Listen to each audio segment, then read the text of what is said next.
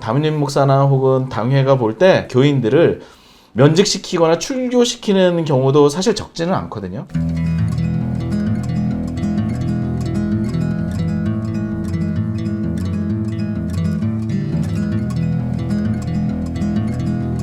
지금 이제 불출석 기간 혹은 뭐 헌금의 유무 이런 걸 통해서 교인의 지위에 대한 이야기를 한단 말이죠.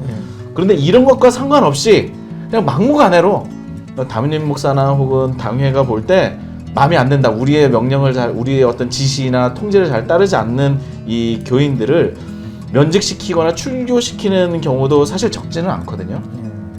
이렇게 담임 목사의 뜻에 따라서 혹은 당회의 또 소수의 어떤 장로님들 또 이런 당회의 결의에 따라서 교인의 지위를 박탈되는 이런 일들이 과연 적법한 겁니까?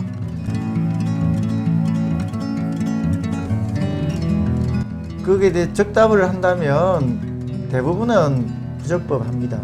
근데 이제 우리 교회 교단 헌법상 인정되고 있는 것은 권징 재판에 따른 교인 자격의 박탈은 인정이 되고 있습니다.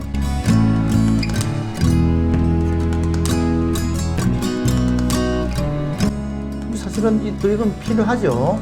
교회의 질서를 유지해야 되고 신앙적으로 위법한 행위를 한 분에 대해서 교회가 권징을 하는 것은 뭐 중세 이후로 그 이전부터 계속 교회가 권한을 가지고 있었습니다. 그래서 권징 재판을 해서 교인 자격을 박탈하는 것에 대해서는 뭐 상식적으로도 필요성이 긍정되고 신앙적으로도 충분히 수긍할 수 있고 역사적 전통적으로 우리 관례적으로 해왔던 일입니다. 그래서 그거는 문제를 삼기는 어려울 것이고, 다만 그 경우에는 절차가 과연 제대로 지켜지고 있느냐, 아니면 그 사유가 과연 이제 적법한가, 있는 일인가 없는 일인가, 이런 걸 가지고 다투게 되는 거겠죠. 근데 그거 외에 구분해서 좀 나눠보면, 예를 들어 목사님의 명령으로 그 교인의 자격을 박탈할 수 있느냐, 축출할 수 있느냐, 이거는 원칙적으로 안 된다고 봐야 되고, 혹시 교회 정관이나 헌법에 그런 것이 규정이 되어 있다 하더라도 제가 볼 때는 무효라고 보입니다. 그 다음 단계는 당회에서 또 교인의 자격을 문제 삼을 수 있느냐, 이것도 재판이 아닌 다음에는 제가 볼 때는 허용되기 어려운 일이고, 혹시 정관에 있다라고 하더라도 좀 허용되기가 유효한 것으로 보기가 좀 어려울 것 같습니다.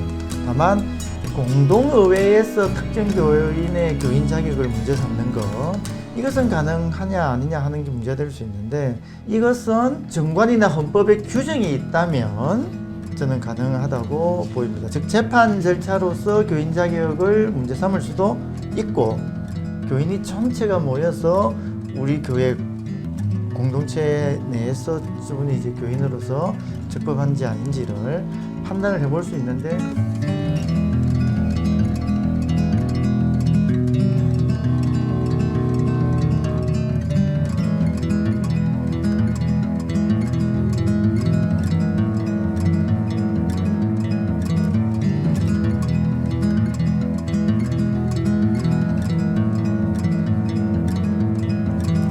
지금 이제 말씀하시는 것 중에 제일 중요한 부분이 이제 권징 재판을 통해서 이제 이루어져야 된다라는 말씀이었습니다.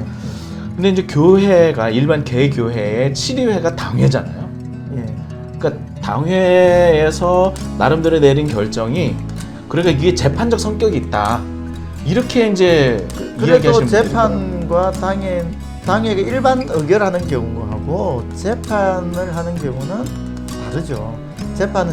그래서 재판 절차를 겪어야 된다고 하지 않습니까? 그러니까 재판 절차라는 거는 기소장도 낭독하고 반론도 듣고 증인이 있으면 증인을 데리고 와서 이제 신문도 하고, 이런 우리 헌법에 보장되어 있는 여러 절차들이 있습니다. 미리 또 재판 통지를 받아야 되고요, 당사자 출석을 해야 되고, 이런 규정들을 꼼꼼하게 지키는 절차로서 진행되는 것이 권징 재판인데, 그 주체가 같은 당회라 한다 할지라도 당회에서 당사자를 배제하거나, 혹시 당사자를 불렀다 하더라도 그 증인을 신문하거나 이런 절차를 안 거친 상태에서 그냥 의결하는 거, 그런 것으로서 교인 신분의 자격을 할 수는 이제 원론적으로 없고, 이제 교단 헌법이나 교회 정관에 이제 규정되어 있을 경우에는 저는 약간 논란은 될 것 같습니다만은 권징재판 절차가 마련이 되어 있는데 그렇게 편의적으로 한다면 권징재판은 의미가 없어지지 않습니까? 그러니까 그것은 안 된다고 보는 것이 좀 더 타당하지 않겠나 이런 생각이 드는 것입니다. 혹시나 여러분들 가운데 교회 분쟁 중에서 우리 교인의 지위를 박탈당하거나 아니면 여러 가지로 어려움 당하시는 분들이 있습니까? 또 그런 결정들이 당회의 결정이라고 하는 통보를 받으셨습니까? 이 내용을 여러분 잘 기억하실 수 있으면 좋겠습니다. 이제 공식적인 권징 재판을 통해서 결정된 것만이 가능하다. 그 이제 적법한 절차가 필요하다는 거였는데요. 이런 절차가 배제된 가운데서 결정된 것이었다라고 하면 그것이 굉장히 무법하다. 이렇게 볼 수 있는 것이겠죠. 교인의 지위는 그냥 유지가 되고 있는데 그가 가지고 있는 장로나 권사, 집사 이제 이런 이제 직분을 가지고 있는 것에 대해서 해임되는 경우들도 있는 거죠. 일반 성도기는 하지만 그런 이제 집사 직분 혹은 권사 직분 혹은 장로의 직분을 해임시키는 경우도 있는 것 같습니다. 이런 부분에 대해서도 좀 설명이 좀 필요한 것 같은데요.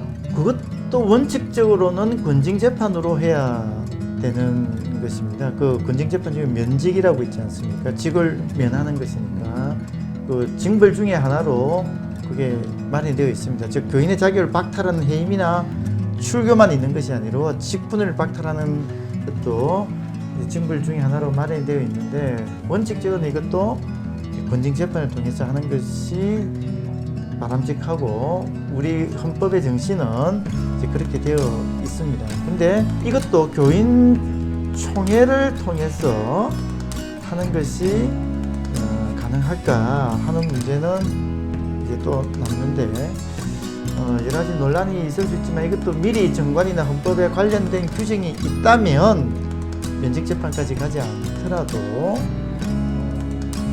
결의를 할 수가 있다. 그러니까 원래 우리 헌법에 보면 장로님들 장로 직분에 대해서 신임 투표가 마련되어 있다든지 집사에 대해서 그런 경우는 거의 잘 없습니다만은 일정 기간을 주기로 신임을 물을 수 있다든지 이렇게 할 수도 있는데 특정 직분이 좀 문제가 된다면 미리 정관이나 헌법에 규정이 있는 걸 전제로 교인총회에서 공동의회에서 정할 수도 있겠다.